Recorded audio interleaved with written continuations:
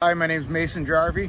I'm a resident of Lahaina for about 18 years, and we just had the worst disaster I've ever seen.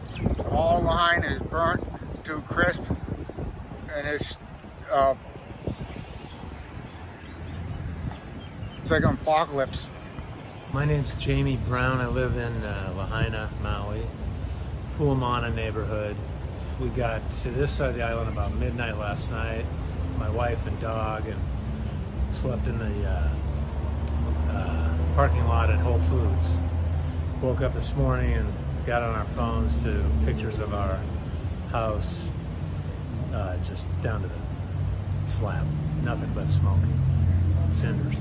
Came with the clothes we got on and a dog and 2 kids. Here we are.